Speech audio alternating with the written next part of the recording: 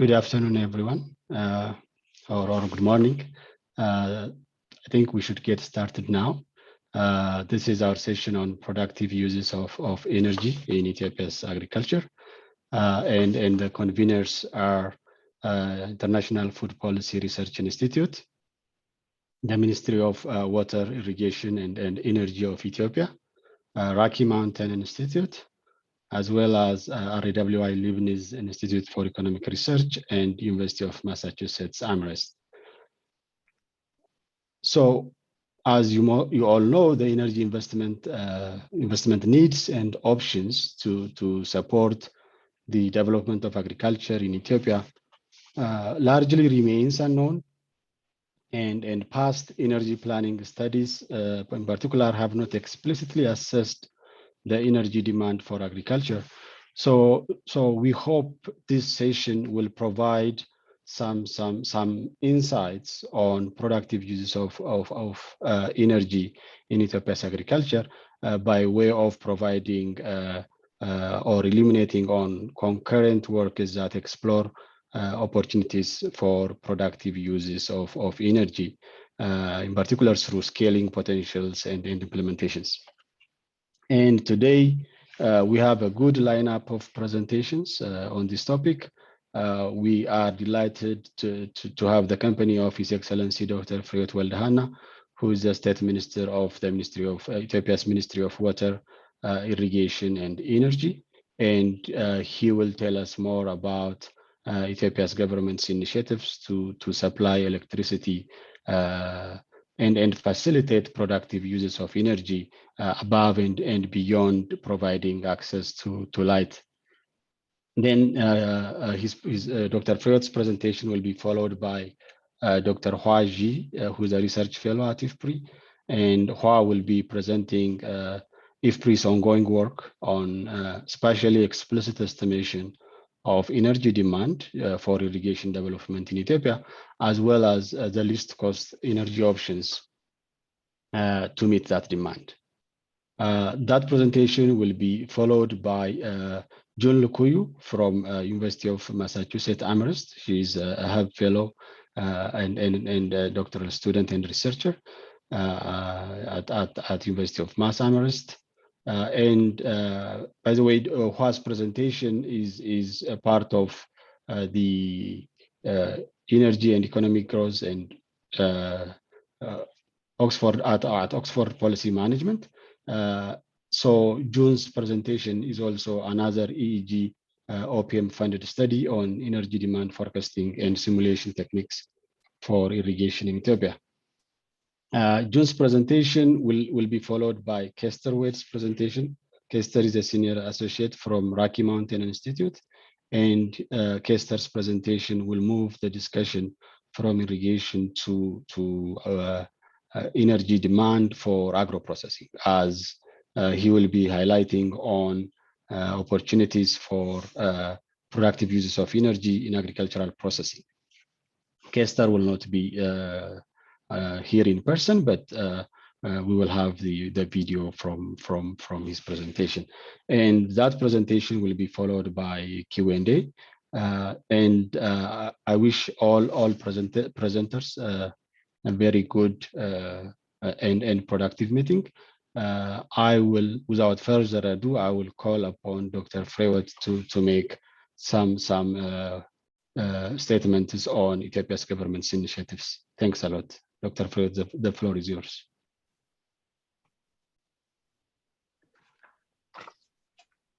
Thank you very much, Dr. David. Actually, I don't have a presentation. It's just a small talk, which is relevant to the topic at hand. So maybe to start, dear participants, good afternoon. I would like to share with you current plans and initiatives of the government of the Federal Democratic Republic of Ethiopia to provide access to electricity with a particular emphasis on productive use.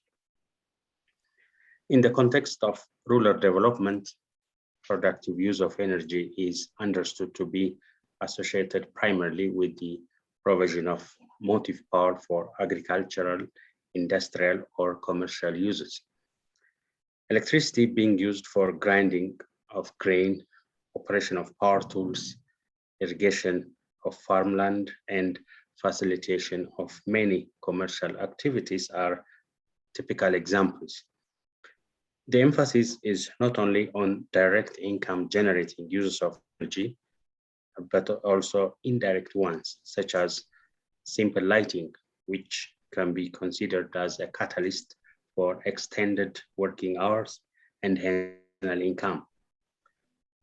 The 10-year sector development plan of the government articulates its commitment to achieving universal access to clean, reliable, and affordable energy with consistent and sustainable development goal, SDG 7 of the United Nations. The Ministry of Water, Irrigation, and Energy is demonstrating leadership in working towards this objective and recognizes the importance of strengthening ties with external parties, including private partners. The first version of the National Electrification Program, NEP 1.0, launched in November 2017, underlines that off-grid technologies will constitute a segment in closing the energy gap by 2025 through joint public-private partnerships. The role of the private sector in disseminating off-grid technologies and innovations is well recognized by the Ethiopian government. The importance of off-grid solutions in general and solar photovoltaic technologies in particular is very clear. At the time of universal access, about 35% of the population is expected to be dependent on off-grid technologies, and not only importing, but also local manufacturing of standard products, including installations and maintenance of mini grids for community services play a significant role in the provision of sustainable rural energy solutions. In 2019, the government of Ethiopia launched NEP 2.0, basically an updated full-fledged off-grid program to reach the target through public and private efforts, leveraging the latest technical and analytical inputs. The geospatial analysis conducted for the country identifies the least cost technology solution by location and over time, indicating the progressive extension of the grid footprint. Based on this, off-grid solutions are expected to provide services to 35% of the population, while acknowledging possible short-term electrification solutions for those households and communities waiting to get grid connection by 2025. Furthermore, NEP 2 operationalized the multi-tier framework survey for the first time with a customer-centric approach to access and identification of the most appropriate technology solutions in space and time based on electricity demand in combination with the GIS tools.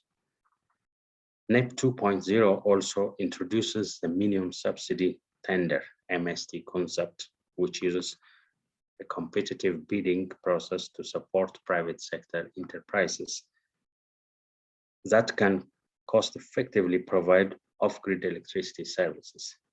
In addition to the two features mentioned, NEP 2 also contains an embedded commitment and strategy on closing gender gaps on off-grid value chains related to women entrepreneurs and consumers. NEP 2 reinforces the government's commitment to achieving universal energy access and emphasized the sector-wide approach, leveraging both public and private sector. It's based on three important goals for the country: balancing efficiency and equity in access delivery, maximizing reach while reducing time required to reach all citizens with electricity services, and finally, supporting economic growth and human development giving priority to connecting productive use applications, schools, clinics, and ensuring water supply. The first project in NET 2.0 is the World Bank supported project, Access to Distributed Electricity and Lighting in Ethiopia, abbreviated as ADEL, which is about to be launched within the next 3 months or so. The proposed project supports delivery of energy services to enable productive use in rural and deep rural areas through off-grid solutions and includes targeted support for productive and income-generating activities. Activities such as agriculture, irrigation, cold chain, and processing. This will, of course, continue to improving the livelihood of fragile and vulnerable communities and increasing food security. New supply chains that will be created in the rural areas and innovative business model such as pay-go, combining product distribution and with consumer financing will improve the physical, digital, and financial infrastructure of poor and vulnerable communities and create opportunities for women and youth disproportionately affected by unemployment and lack of productive opportunities. In addition, sustainable electricity access for health facilities and schools will help build human capital. Overall, the provision of sustainable, reliable, and affordable electricity to households, farmers, and public institutions will increase their resilience to climate and other future shocks. Implementation of ADEL projects benefits from few pilot studies made by different development partners, including but not limited to the Rocky Mountain Institute, RMI, the IKEA Foundation, and the German Development Agency, GIZ. In summary, the government of Ethiopia is engaged in national electrification programs and projects, not only to increase access, but also to encourage productive uses to enable economic development from the community level up to the national level without damaging the environment. Thank you very much for your patience. Wish you successful discussion. Thank you so much, Dr. Fayed, for providing that perspective from the government as well as what is planned with the help of donors and the community as well. I will call upon Hua now, who's a research fellow at IFPRI, to make his presentations. Thanks.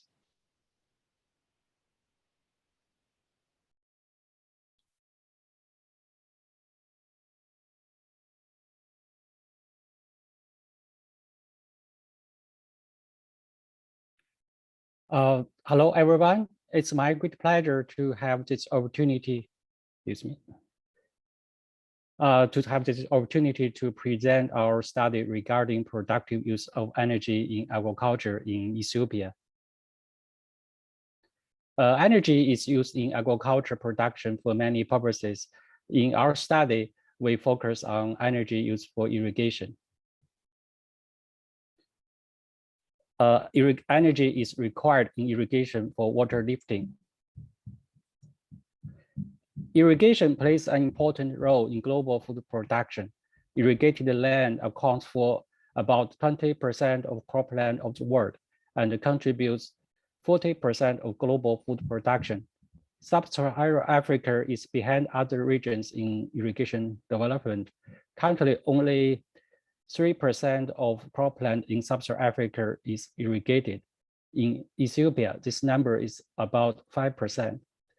The lack of irrigation makes crop production susceptible to risk of unstable rainfall and limits the opportunity of farming in dry seasons. So there is great interest in expanding irrigated crop production to improve agricultural productivity in sub-Saharan African countries, including Ethiopia. Irrigation development is traditionally considered as an issue in water management area, but given the inherent energy requirement for water lifting, there is a strong nexus between water and energy in irrigation development. Like many other sub-Saharan African countries, Ethiopia is stricken by energy poverty. For example, as of 2019, only 36% of rural population in Ethiopia has access to electricity. This poses a barrier to the development of the irrigated agriculture. Off-grid technologies provide a solution to address the energy poverty challenge. They allow farmers to gain access to modern energy services without extending power grid to remote rural areas. That could be very costly. In our study, we evaluate the adoption potential of irrigation water and pumping systems powered by two off-grid energy solutions, solar and diesel energy in Ethiopia. Diesel is currently the most widely used energy form for irrigation water pumping. Solar energy is an emerging option. It's renewable and cleaner. It's interesting to know to what extent solar energy can substitute diesel energy to support the future development of irrigated agriculture in Ethiopia. The study presented here is designed to answer this question, and the study is forward-looking and is at a national scale. Specifically, the study consists of analysis at two levels. In the analysis at the first level, we estimate and compare the life cycle costs of water pumping systems under the two energy solutions and in a range of crop cultivation scenarios. There is evidence showing that farmers tend to use irrigation to cultivate high-value crops such as wheat, maize, vegetables, and pulses. The results of the first level analysis under the cultivation scenarios of these crops are shown on this slide. We use break-even values of installed cost of solar system expressed in unit of US dollars per watt as a metric for cost effectiveness of solar irrigation relative to diesel irrigation.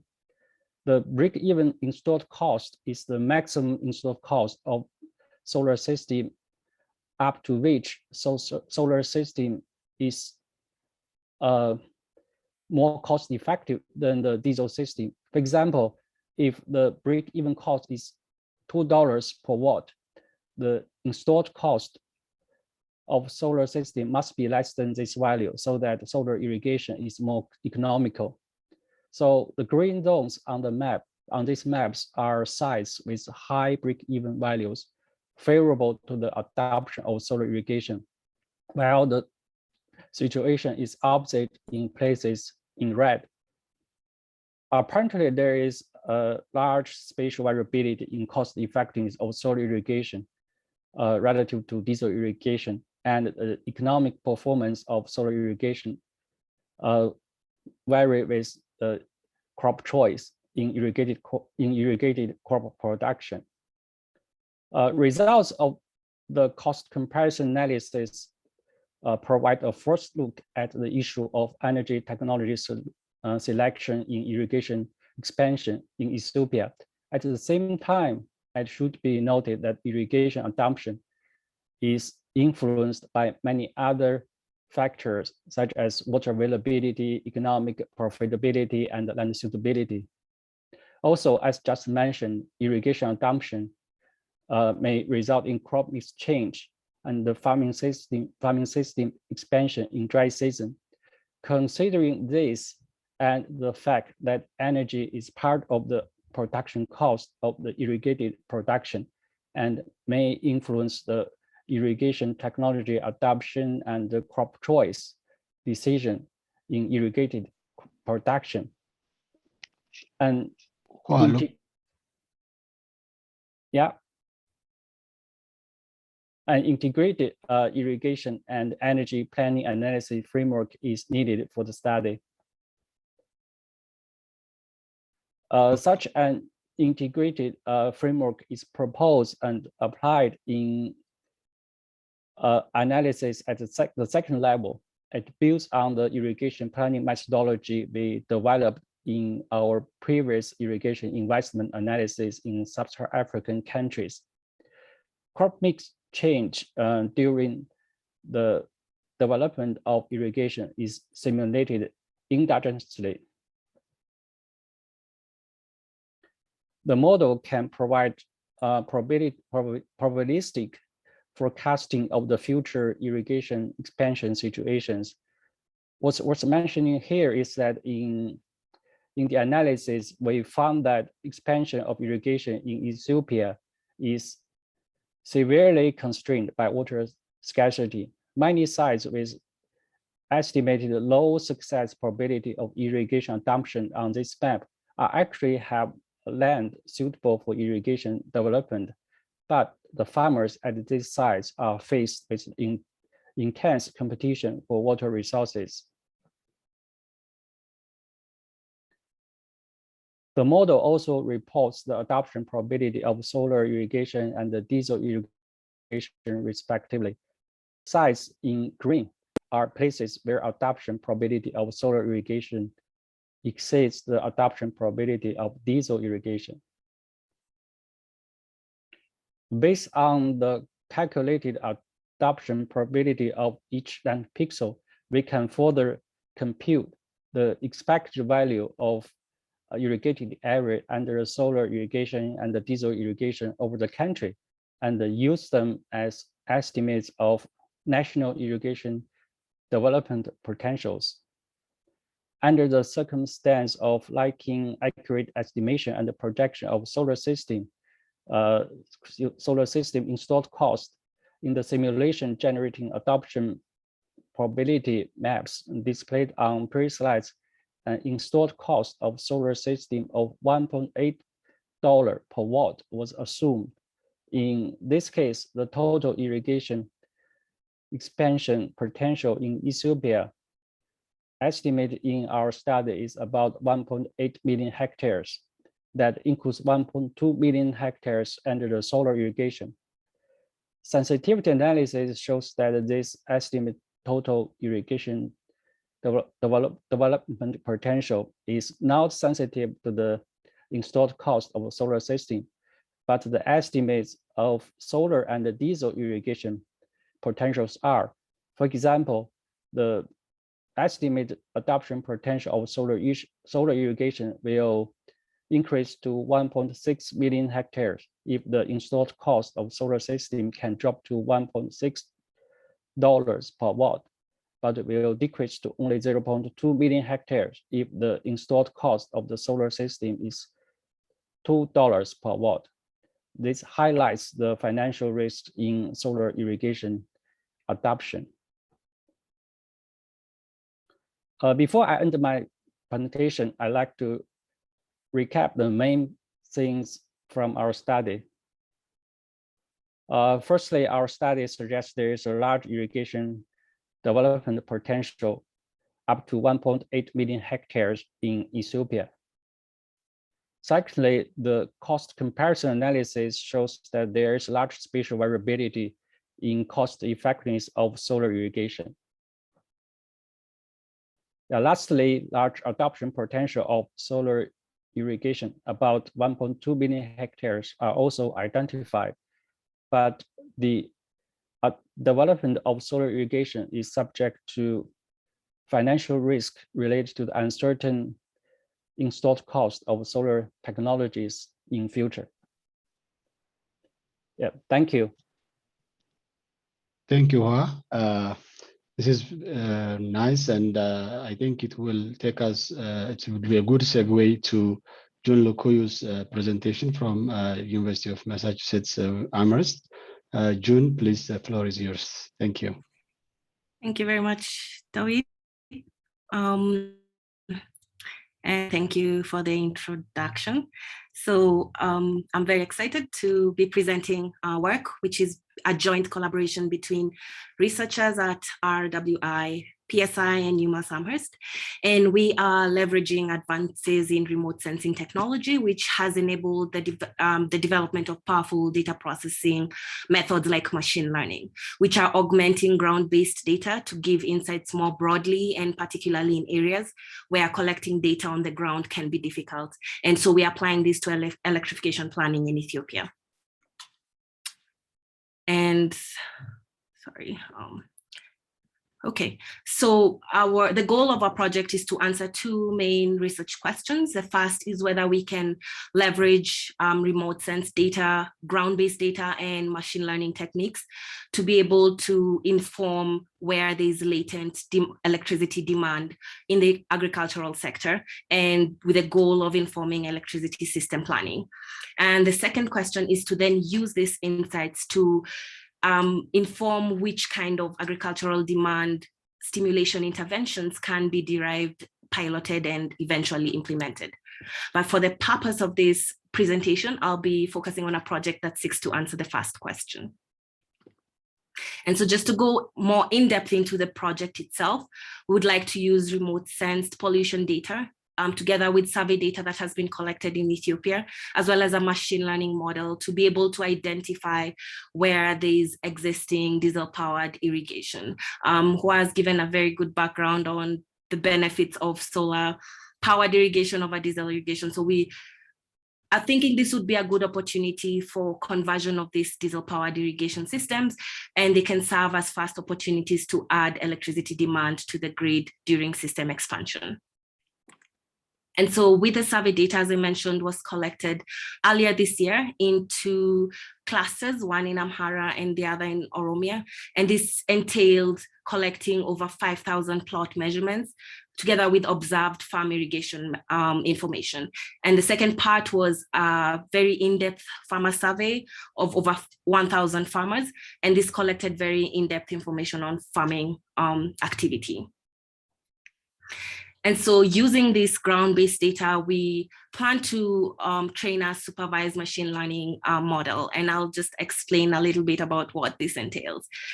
With the raw data we've collected, we are able to know where different irrigation plots are, what are the irrigation methods there, what is the energy source, what are the crops grown, and then we can also add in spatial information, added information on those specific areas, such as meteorological data and population density. And so these attributes of specific areas is fed into a machine learning model, which then trains the model to find areas with high diesel-based irrigation activity by finding patterns in this input data. And we do separate our data set into two. The first I mentioned is our training data set. The second is a test data set, which will then be used to test whether our model can successfully identify these areas and how accurately it can do so. And so why pollution? The main pollution or pollutants of diesel engines are carbon monoxide and nitrogen dioxide. And these two pollutants can be measured remotely. Currently, I'm using an instrument called Tropomi on a Sentinel-5 satellite. It has very good resolution. Temporal is daily, and at the equator, the spatial resolution is about 7 by 3.5 kilometers. And so the first step was to check how satellite pollution measurements correlate with ground measurements themselves. So we've got data from Accra, Ghana over a period of just over a month. And we compared the ground-based measurements from a NOx analyzer with a tropospheric measurement above the same area. And we looked at the trend. And so the graph on the left shows this trend over that month, and we can see the patterns are quite similar. And on the right, we then fitted a linear model to quantify what the correlation would be between the two. And what we saw is a very strong positive correlation between the ground measurements from the NOx analyzer and the tropospheric measurement. And so the underlying hypothesis behind our project is that diesel-based irrigation activity is detectable by matching pollution pattern to irrigation seasonality. So take, for example, this spatial graph I've shown here. It's of one of the two clusters. I showed the one in Amhara, and it's a spatial, I have classified the different plots based on what energy source is powering irrigation.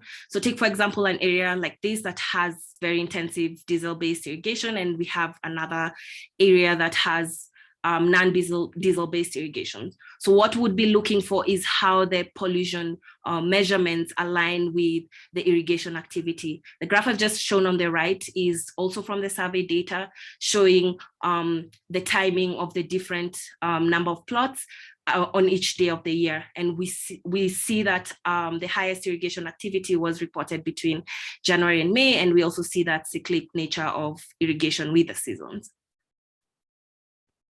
And so I'll just present a little bit about our early findings in the data exploration phase of this project.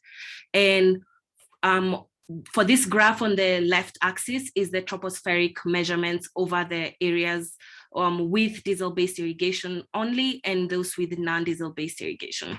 So to begin, we see this pattern of pollution, again, a cyclic sort of pattern, which aligns with irrigation patterns, I said, between January and May having the highest activity. And going forward, would like to further analyze what factors are driving these patterns of NO2 and verify if indeed they're actually matching with irrigation patterns. The second observation is if we actually compare some of the areas with only diesel-based irrigation and some with only non-diesel-based irrigation, we see higher NO2 values in the areas with non-diesel-based irrigation, especially during the months of high irrigation activity. And then going forward, we'd also like to further test this with additional areas and as well to check whether this is a statistically significant difference. So together with those next steps I've just mentioned, we would also like to analyze other measures of pollution, such as carbon monoxide and methane, and look at their patterns as well over these areas. And then next, also account for other effects on sources of pollution, like vehicles, like crop burning, and discount those from the pollution measurements we are observing.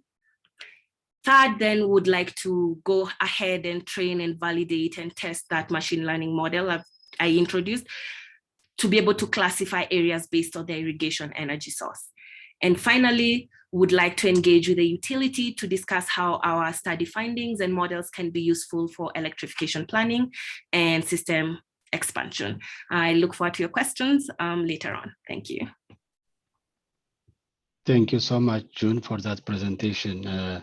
Both Hua's presentation as well as June's are two of the 6 projects that are funded by the Applied Research Program on Energy and Economic Growth at the University of Oxford. And there seems to be a very good similarities and potential to collaborate, which we have already started. And I think these results already show that we need to continue on that one. But the next presentation from Rocky Mountain Institute by Kester Wade is going to move this discussion towards this energy demand for agro-processing and post-harvest processings. So Kester couldn't make it today because he just started school. But we have his recording. So Katarla, please go ahead. My name is Kester Wade. To continue the discussions you heard from the other presenters in our lineup, I'll shift the conversation on productive uses of energy towards identifying and evaluating opportunities in post-harvest processing in Ethiopia. I'd like to thank MoWIE and our partners at IFPRI for the opportunity to participate in this discussion with you all today. So, in Ethiopia's productive use landscape, RMI focused on the knowledge gaps around which activities to electrify, how to electrify, and specifically what support do partners need and what business models are feasible to channel that support, as well as how to scale and what systemic barriers exist and actions that are needed to address these barriers. RMI recently completed a study that answers some of those key questions and lays the pathway for considering scale-up. We conducted a field survey to understand ground realities and to guide our determination of prevalent end uses and feasible approaches. We mapped out value chains to identify which end uses can be electrified in the short term. We confirmed this prioritization by assessing the commercial viability of end uses for the processor and the mini-grid developer. And this was our only mini-grid specific technology analysis in the report, which otherwise should apply to any technology for rural electrification. Lastly, we mapped out barriers and the broader level interventions that can address these barriers. Today, I will only focus on our value chain analysis section of the report, but I invite you to check out the entire report and study on our website. So to start us off, I want to put you in context of what types of communities we targeted. We primarily focused on communities with a couple major features: high agricultural production, not currently electrified, already existing infrastructure like roadways and cell service, and existing business activities. On the left of the slide, you can see a brief profile of Exziarab, an unelectrified Kabila in the Dimbicha woreda of the Amhara region. The nearest city, Bahir Dar, is over 200 kilometers away.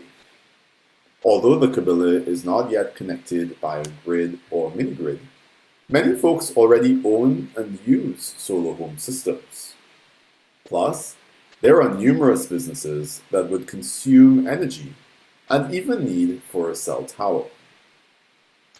We interviewed Mr. Chane, a farmer who currently faces problems with manual threshing and would highly prefer to pay to have his crops threshed mechanically.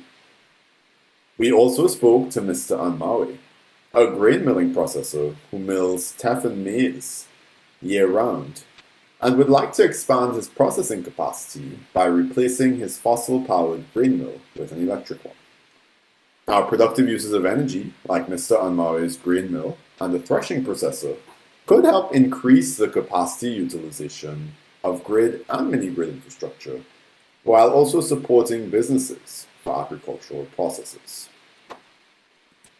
Now, we selected the maize, wheat, teff, barley, and dairy value chains because of their importance for the rural smallholder communities and potential for processing.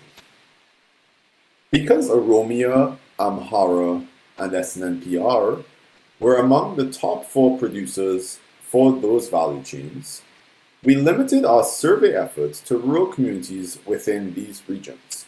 This allowed us to ensure that the sites surveyed had high production across multiple value chains. To properly understand community needs, we conducted a survey of farmers, traders, and processors. Our team visited 51 Kabilas across Oromia, Amhara, and SNNPR. And we used both agricultural production data and geospatial data analysis to seek out mini-grid viable communities with high agricultural production. We focused our sample primarily on agricultural processors to understand how they conduct their businesses and any barriers they face. But we also interviewed community champions to understand a bit more about the community-wide challenges and priorities, and traders to understand when and at what scale farmers cultivate and process crops, the form in which crops are traded, as well as volumes of crops consumed locally or by the farmers themselves. As we began to observe that very few women led some of these processing activities, We sought out female respondents not connected to the value chains just to understand their interests.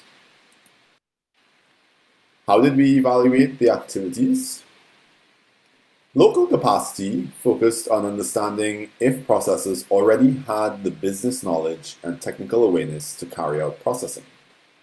Offtake market focused on whether consumers in rural communities already paid for processing activity. We also evaluated whether processors already used mechanical equipment and if viable electric equipment already existed for a specific process. Lastly, we considered seasonality and determined whether a processing activity could be deployed nationwide. Now, these 4 metrics altogether provide a comprehensive understanding of the current viability and support needed for activities. So we frame Tier 2 and Tier 3 activities as those that would still be important to pursue in the future, but not immediately viable for electrification with mini-grids. Some Tier 3 activities might be better served with the current tools used and might not make sense to be electrified. Our findings identify grain milling as ready to be deployed today. Now, I won't discuss this in depth, but in the report, our team also conducted economic analysis to confirm that electric grain flour milling is viable across the year. Other activities like threshing and drying may be viable with some support. For threshing, barriers include the norm that farmers often do not pay to have their crops threshed, and often instead rely on family and friends to do so by hand for free. Also, the location of threshing at the farm in a threshing shed would require mechanized equipment that is mobile if farmers cannot transport crops to a threshing center. In our report, we also highlight gender and urban or rural consumer demand among the considerations for electrifying agricultural processing activities. Following these findings, I'd like to briefly touch on support needs. For processors, the lack of electricity and access to financing are 2 top barriers. Equipment deployment stakeholders face challenges too. For example, most equipment manufacturers are based around Addis and don't always have a good knowledge of the communities in those rural locations and how to serve them well. Financiers have capital constraints and are worried usually about the ability to pay back and timely service and maintenance of the equipment that they invest in. So in closing, RMI is developing a program to scale productive uses across Ethiopia. The goals are to align and connect cross-sectoral actors, to also test and demonstrate the viability of equipment and business models, and to identify strategies that can be replicated in the rollout of electrification efforts. Ultimately, we hope to build a supportive ecosystem to enable the scale-up of productive use projects alongside the Ethiopian electrification rollout that was discussed earlier. I will emphasize that all of this is a collaborative effort, and what you're seeing here really is in the preliminary stages of development with local partners. So thank you again for tuning in. Please consider checking out our work online and definitely get in touch if there are any questions we can answer.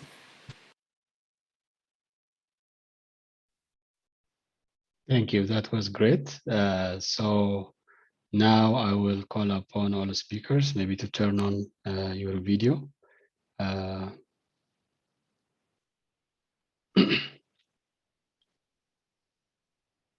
Thanks. I think this discussion of productive uses in Ethiopia's agriculture that takes us above and beyond lighting is going to be important as Ethiopia rolls out productive uses of energy.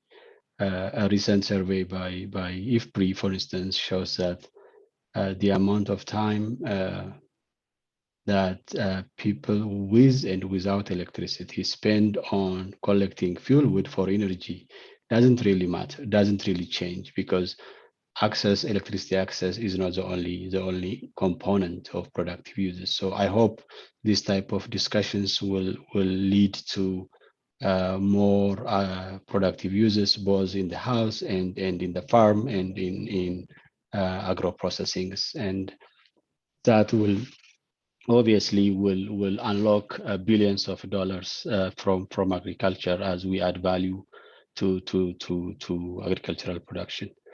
I don't see questions from attendees. Please, attendees, if you have any questions, please put it on the chat.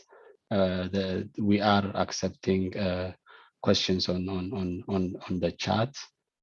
So far, I don't see questions. Katarla, do you see any? No.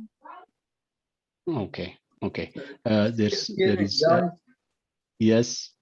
I think the chat is disabled. So Oh, okay. Fukadu Murada, please go ahead. If you can tell us where you're from and tell us also who where your question or whom you are targeting the question to. That will be great.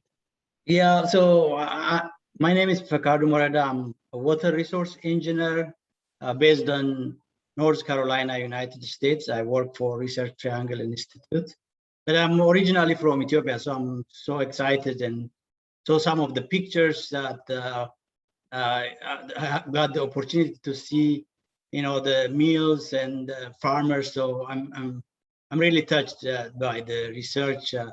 I really want to encourage the young researchers to collaborate. Especially, I'm also impressed that the last presentation was showing the energy requirements are not just for lifting the water, like Sue was saying.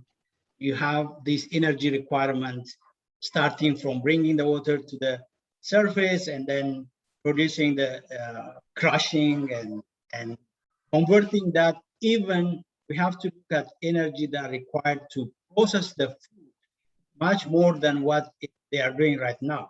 Because if you don't have that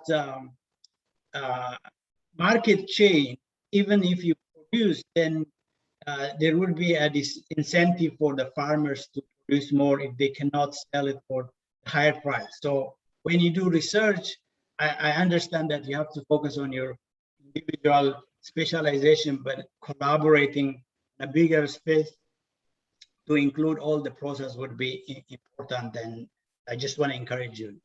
It's not a question, it's a comment. Thank you so much. Thank you, Fakado. That is very important, and I think it works for everyone to collaborate. I see a lot of collaboration already. I would like to take this chance as well to appreciate the Ministry of Water, Energy, and the Ministry of Water, Irrigation, and Energy, because most of the productive use projects and studies are usually accepted with open arms, and we have seen that under the EEG project. So I would like to take that opportunity, but I think we need to expand the collaboration as well with external entities. There is a question from Claudia Ringler.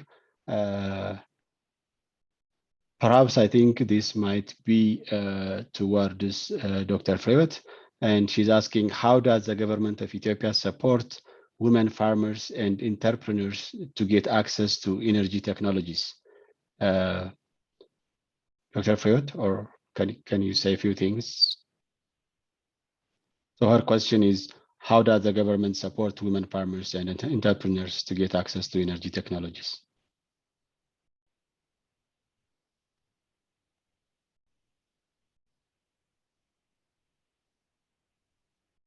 Dr. Freud, I think you are muted.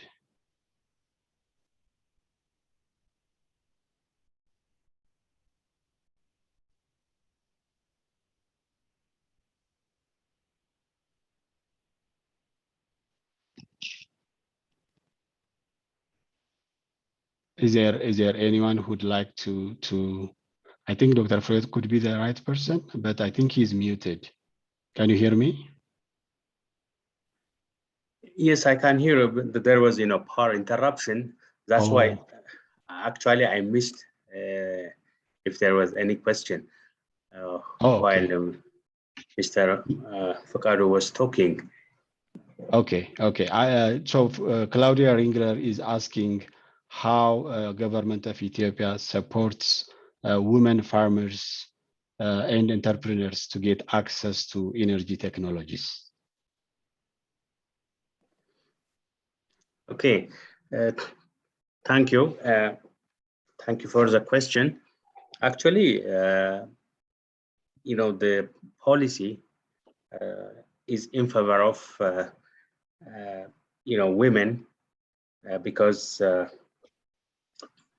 it's understood that women carry lots of challenges, be it in the rural areas or even in the urban areas. So especially those single moms, they are highly encouraged because they are supporting their family, and if there is technology, they will be given priority. If there is some fertilizers and so on, there is always some priority to women and to less advantaged community. So in fact, even in introducing some technologies, it is the women from each household who are selected and maybe given some awareness and so on. So, even if there is a loan credit system, still the women are assumed to be prime targets, So in this way, you can say, I think our women are in a better position, So maybe if there are additional action lines, maybe we can share others' experience. That's in short I can say for now. Thank you, Dr. Freud.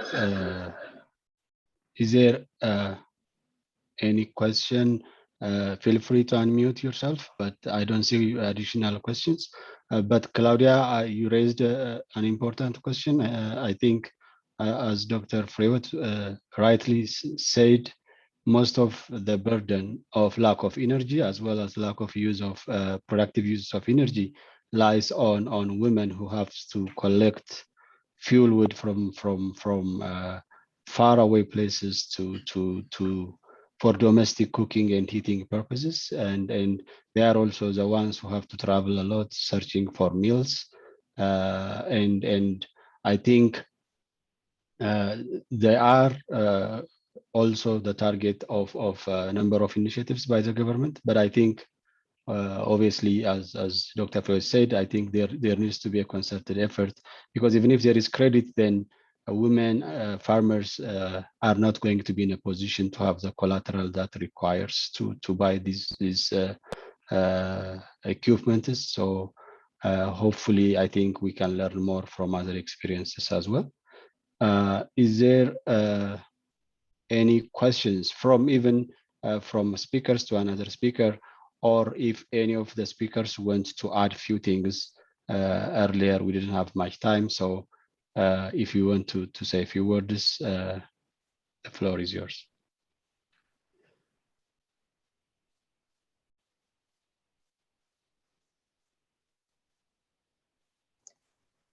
Hi, Dawit. I might add a little bit of our experience during some recent field surveys that we did in SNNPR and and in the surrounding regions, describing what are the— Scarlett is from Rocky Mountain Institute, right?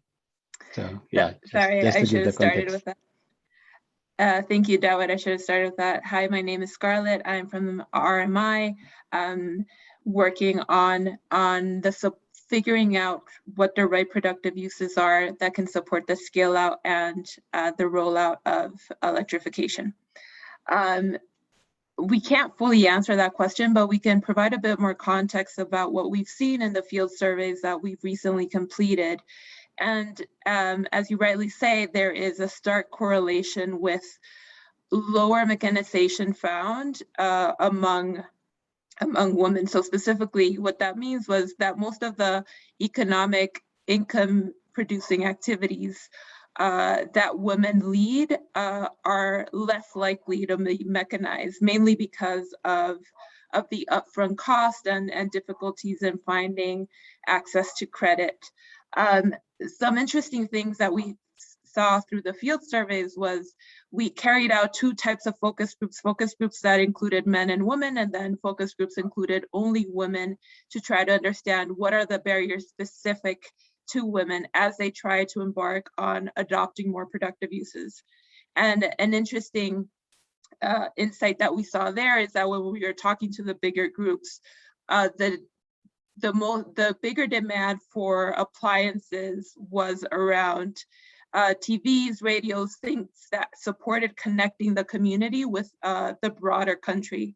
Whereas when we talk to women-specific focus groups, the key demand there was around appliances that would reduce the burden in the household. So appliances like electric cooking that would reduce their burden in finding firewood, as well as other appliances connected to food production.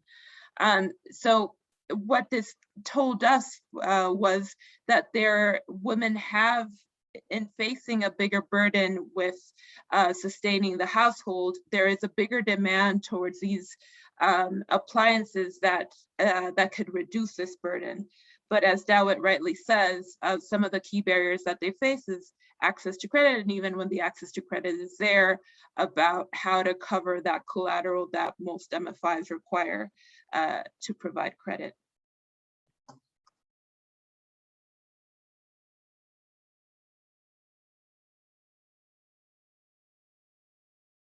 You're muted, Dawit.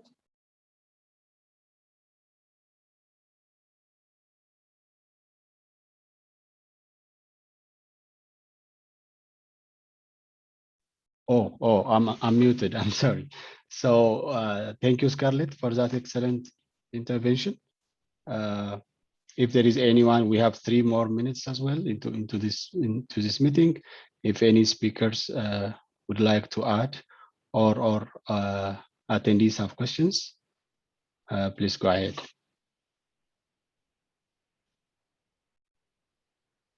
But I would like to add that having productive uses, as Scarlett mentioned, to reach a particular household or women in general, is going to require having the credit facilities working, having the extension services for proactive use of energy in place, and the training and so on needs to be there.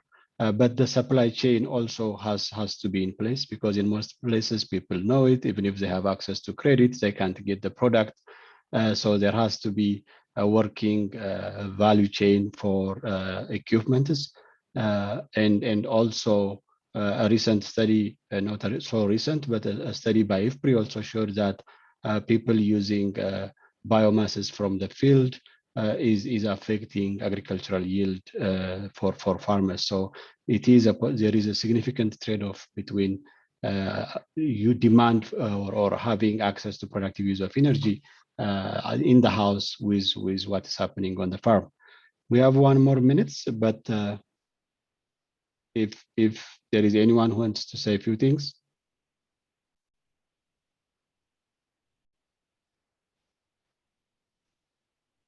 I think otherwise I would like to take the chance to thank everyone, all speakers, as well as His Excellency Dr. Fiot Hanna to attend and listen to these meetings, these discussions in person, despite this busy schedule. I would like to thank all attendees, and the recording of this session will be available on this same website that you joined from. And thank you so much for everyone. I think we are exactly on time. Thank you everyone again. Thank you. Thank you very much. All right. Have a good one, everyone. Thank you for the presentations. All right. Thank you.